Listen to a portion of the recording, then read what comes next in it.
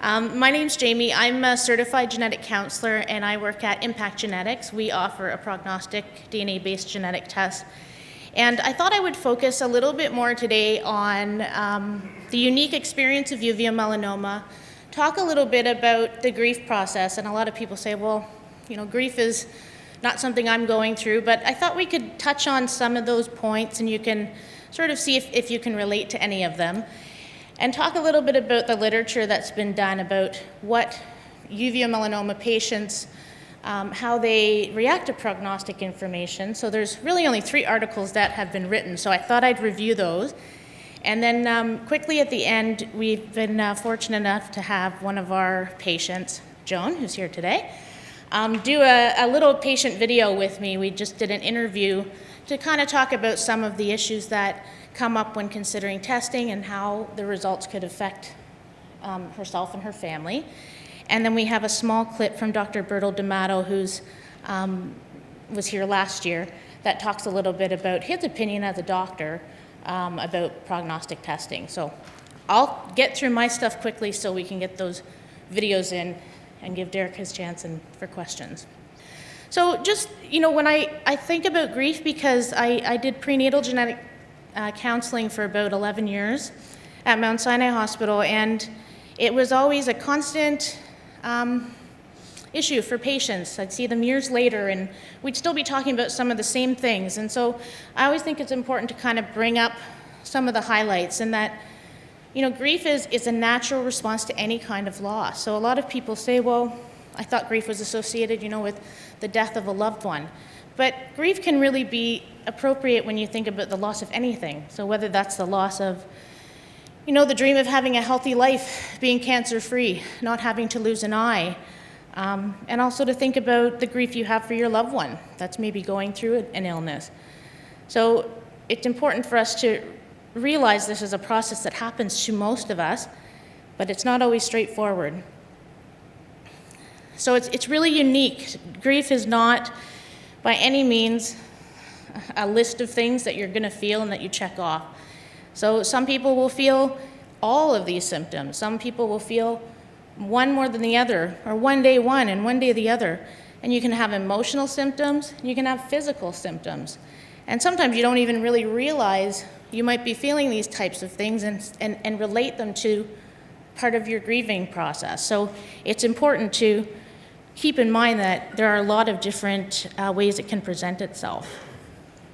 So again, it's a very highly individual experience, it's personal. And it really depends on different factors with how you're going to experience that. In terms of your experience, your coping style, your gender is often a very different experience. And that it takes time, and it does happen gradually, but you can't force it. You can't skip it typically. And that there's no timetable for this. So it's not a linear progression through one step to the other.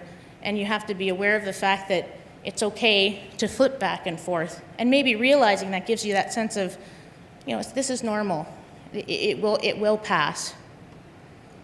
I'm sorry this is so busy. I was going to put it into a bunch of slides, but I didn't want to take too much time. But the 5 stages of grief, and again, these are stages that not everyone will necessarily go through all of them. They won't necessarily go through them in order, and they may experience a number of them together at one time.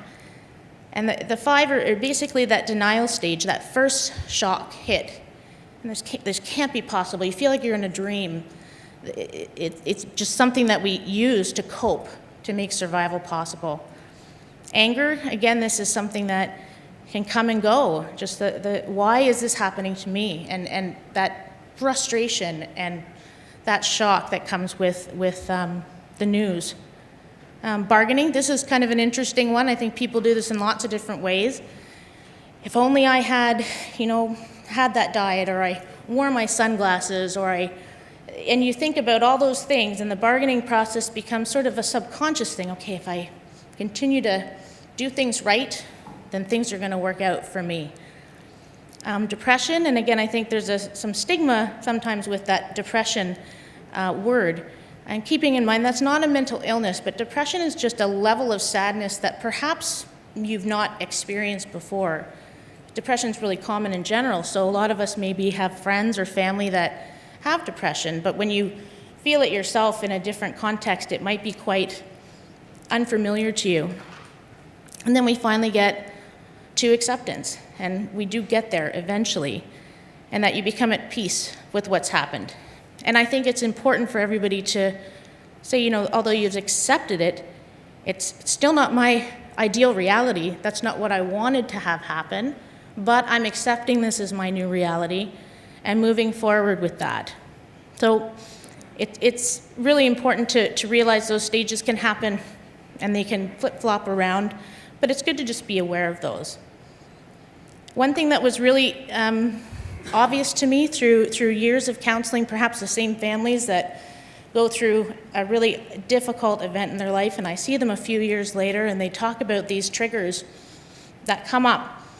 And it's really, I think they have its own syndrome now, prolonged grief syndrome.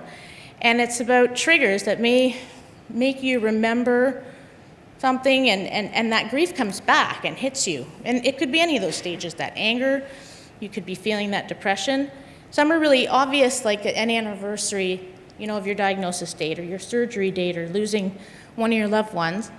But some are really sneaky, and a lot of people talk about smells or sounds, like a song they heard, and you can get right back into that zone.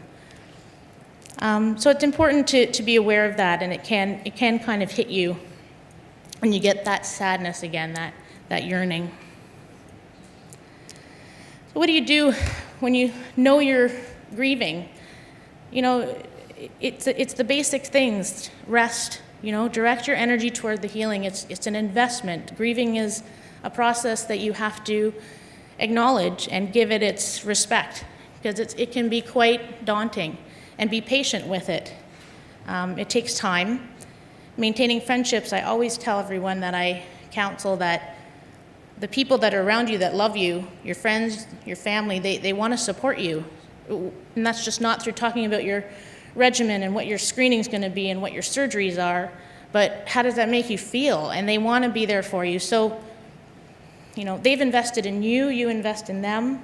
So maintain those relationships and accept that this is normal. This is normal. I've said that probably 200 times, and just telling people to remember that you're not feeling something that's completely insane. You have to understand that feeling the pain is actually experiencing it, and it's an investment towards your healing, towards that acceptance stage. And be kind to yourself. I think many of us blame ourselves first and feel like if you put it on yourself, you can get through, but be kind. Okay, so I'm just going to skip into different gear here and talk about the literature that's come out. There's really 3 papers that discuss the unique experience for uveal melanoma patients. So I'll go through them. I have copies of them if you'd like. But the first was a study out of Sweden in 2009, and the purpose was to find out what is the psychological impact of uveal melanoma specifically on patients? And they wanted to compare to other patients. There was quite a bit in this study, but this is one of the portions. They wanted to see, do uveal melanoma patients experience more or less? And compared with other patients, they found that a higher proportion of UM patients had reported a significantly reduced quality of life. And that's something that they then went on to answer why. And, we don't know why, but there's a lot of uncertainty, even with genetic test results and the best screening, there's still that level of uncertainty that you have to adjust to. Post-surgery impairments, so things like your visual functioning and complications from your plaque. She said this morning, the gift that keeps giving. And the prognosis, when you do have your genetic testing or you do have a big tumor and you think that is a high-risk tumor, and a lot of the frustration comes from, mirroring today. Different specialists have different follow-ups, so the consistency of it can be frustrating. This is all a hypothesis answer. So the second is a study by Dr. Tara McKennell. She is one of our medical advisors, actually, and she works out of UCLA. And her purpose was she wanted to determine if patients were affected by the results of a prognostic genetic test result.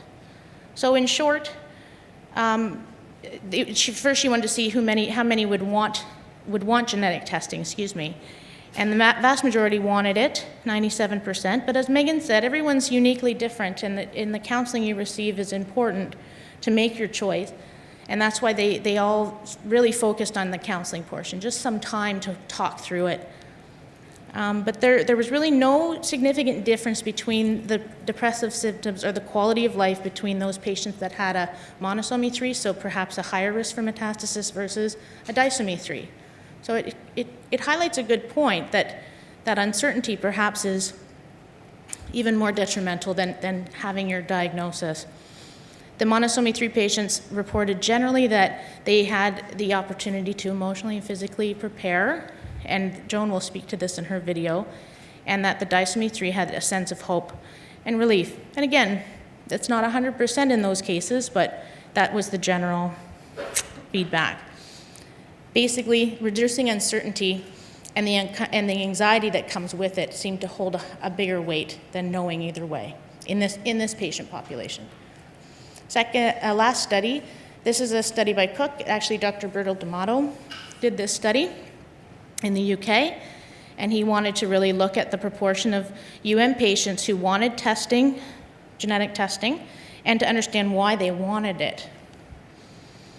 Similar results to Dr. McKennell's article, in that 97% of the patients opted to pursue it, and that they had shown no long-term adverse effects of the prognostic information, regardless of whether it was a good or poor prognosis. The one patient only in this 298 sample regretted their decision was because they opted not to do it. So it's an important part of thinking that on-the-spot decision-making, as Megan said, to talk through it helps. And there are options to consider genetic testing at a later time in terms of going through your surgery and considering it later. So it's important to talk to your specialist about that. And the key of the counseling and the timing of the counseling, making sure everyone understands clearly about what the implications of the testing could be, and to clarify that it's not a family disease and that it would really have implications for preparing you. Thank you, Jamie, for this opportunity. Sorry, I'll go back. So this is a quick video. This is Joan and I. Joan does much better. I'm not quitting my day job and becoming an actress. And she's going to talk a little bit about her experiences, and then that's about 5 minutes long, and then we have Dr. D'Amato, who's just a short 2-minute clip after that. Thank you, Jamie, for this opportunity. My name is Joan, and I've been treated twice for ocular melanoma. In 2003, I was diagnosed with a choroidal tumor in my left eye, and I was treated with radiation therapy. In 2014, a routine follow-up appointment showed that the radiated tumor had broken out in the original location. Immediate enucleation of my diseased eye was our only choice. And once I learned that prognostic genetic testing was an option, I requested it. So hopefully I can clarify why I made this decision and why I feel fortunate to have been able to do so. When my tumor reoccurred, I was very quickly scheduled for surgery. So I went instantly into research mode, and I found reams of information sources, including online support groups, where I discovered that genetic testing was an option in some jurisdictions. Less than a week before my surgery date, a post appeared on one support site that Impact Genetics had just announced approval of its new uveal melanoma test. So I immediately contacted you and my ocular oncologist to see if I was eligible and if it was even possible at such a late date. Both of you responded quickly to my queries, and you helped to quarterback an amazing sequence of medical cooperation that included 3 ophthalmologists and 2 pathologists at 5 different hospital sites, as well as personnel from your company who made a lot of phone calls and actually hand-delivered the test kit. It was a logistical feat that would have rivaled any military operation. At the beginning of the video, you described yourself as feeling fortunate, even though you lost your eye and your genetic test results indicated that you're at high risk for metastatic spread. Why do you feel fortunate under these circumstances? And why did you want to know your level of risk?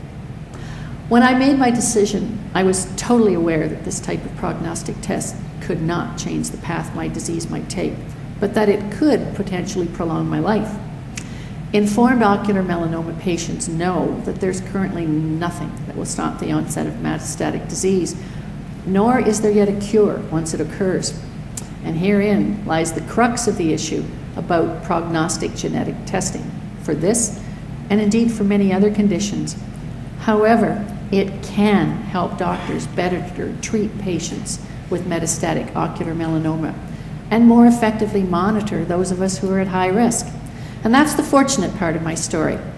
Would you care to share how you reacted when you got your results and how your opinion about prognostication may be different to other patients?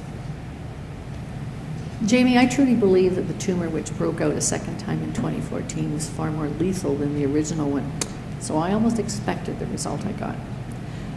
Many patients and their caregivers prefer not to know all the details of their cancer's potential spread because it causes them endless worry and anxiety.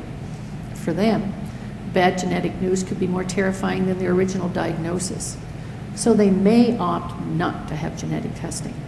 Well, for those people, other available options could include tumor tissue banking for future analysis and genetic counseling where it's offered.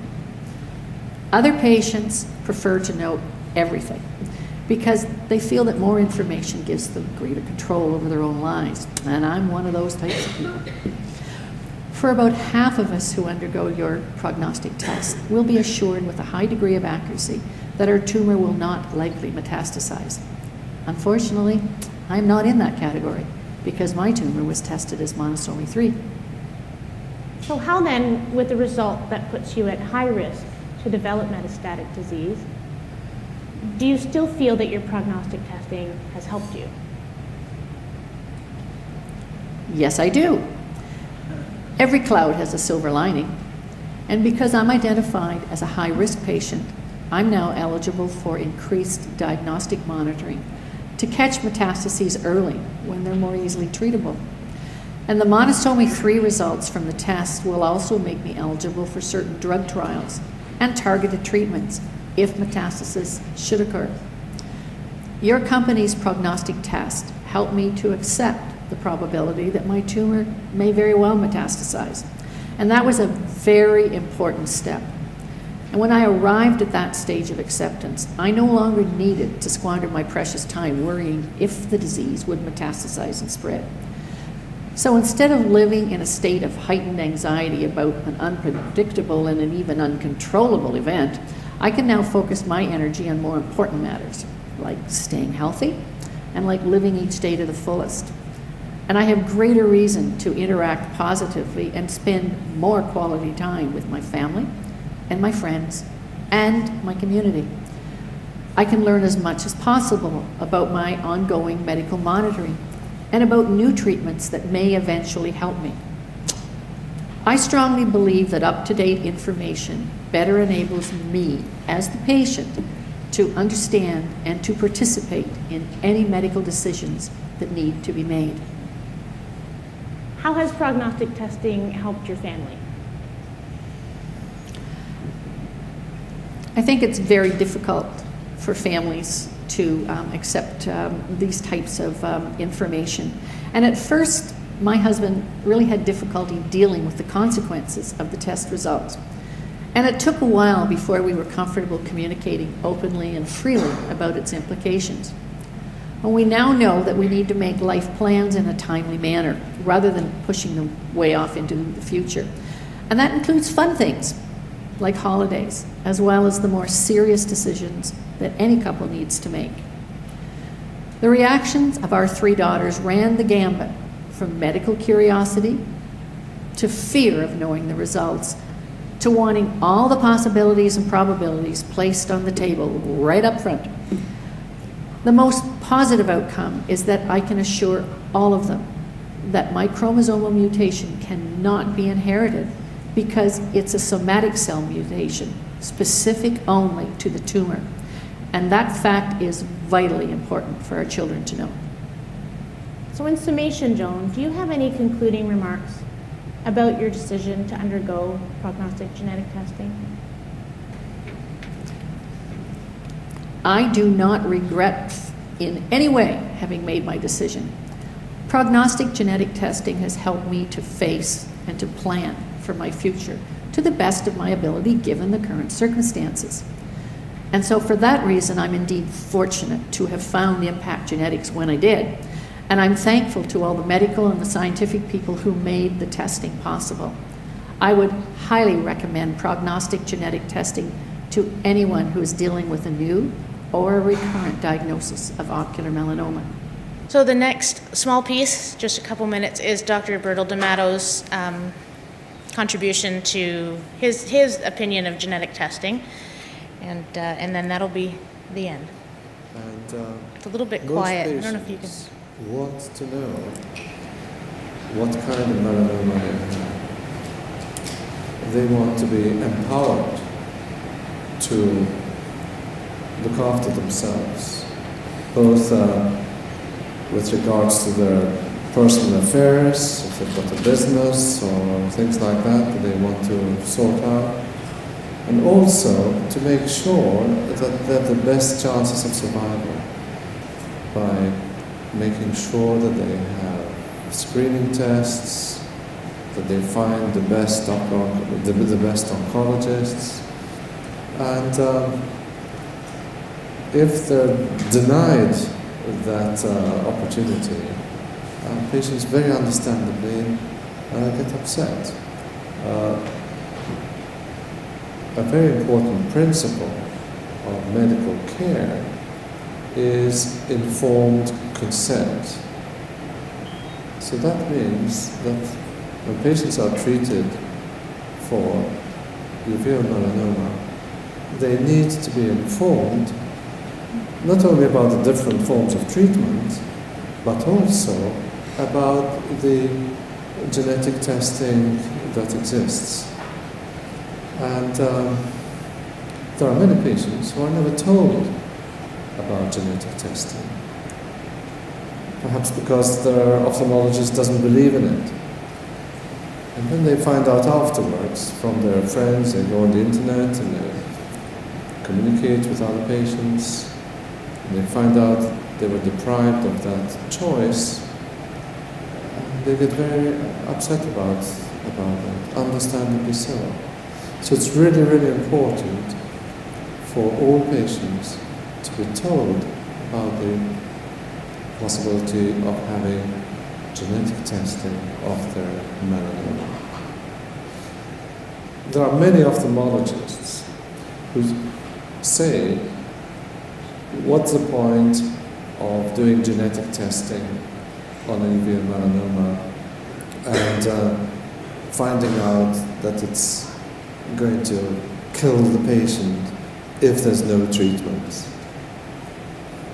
But what they're forgetting is that most patients with uveal melanoma have got a good prognosis, have a melanoma that's not life-threatening, or probably not life-threatening, or almost certainly not life-threatening.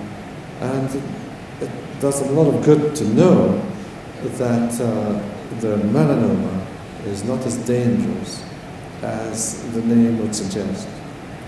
Because for many patients, a diagnosis of melanoma is a death sentence. And thanks to genetic testing, a lot of patients find out that their tumor is not all that dangerous after all. And it does them a world of good. On the other hand, if the patients find out that their tumor is highly lethal, ophthalmologists feel that it's going to be extremely traumatic, and it is difficult for them to accept that news. But when I've spoken to patients, I've asked them if they regret knowing that. Nearly all patients have told me, although it was difficult, they needed to know, they wanted to know. They didn't want to put their head in the sand and just ignore reality. And the psychological studies that we've done have shown that uncertainty is very stressful. And even a bad prognosis, in a sense, is less stressful than total uncertainty about the future.